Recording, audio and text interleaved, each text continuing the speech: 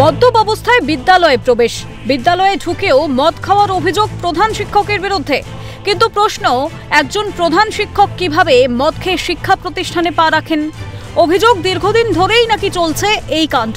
প্রতিবাদে সোমবার অভিযুক্ত ওই প্রধান শিক্ষককে ঘিরে বিক্ষোভ দেখায় পড়ুয়া সহ অভিভাবকরা। ঘটনায় উত্তেজনা পরিস্থিতি তৈরি হয় কাকদ্বীপের দুর্গানগর অবৈতনিক প্রাথমিক বিদ্যালয়ে। মাস্টার আমাদের প্রতিসমে মদ খেয়েছে, ভুলভাল পড়াবে, আরও মারবে, যেটা পারবো না সেটা বলতে জিজ্ঞেস করবে, বলবে যেটা পারবো না তোরা যে নিজে বানান করে পড়ি নে। খবর পেয়ে ঘটনাস্থলে পৌঁছয় পুলিশ। পরিস্থিতি নিয়ন্ত্রণে প্রধান শিক্ষক মৃত্যুঞ্জয় বারিককে গাড়িতে করে থানায় নিয়ে যায় পুলিশ।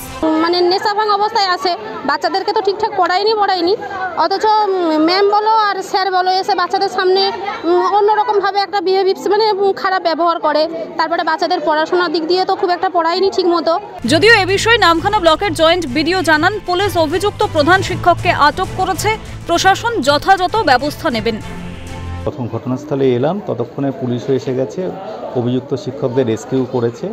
অভিযোগপত্রটা কপি দেওয়া হয়েছে এসআই সাহেবকে এবং বিডিও সাহেবকে, যাতে অ্যাডমিনিস্ট্রেটিভ স্তরে তাদের ট্রান্সফার বা অন্যান্য স্টেপগুলো প্রসিড করায়। তবে দিন দিন এ রাজ্যের শিক্ষা ব্যবস্থা যে তলানিতে ঠেকছে তা বলাই বাহুল্য। স্কুলের প্রধান শিক্ষক যদি মদ্যপ অবস্থায় বিদ্যালয়ে আসেন, তবে ভবিষ্যৎ প্রজন্ম কি শিক্ষা পাবে? সৈকত ঘোষের রিপোর্ট, ক্যালকাটা নিউজ।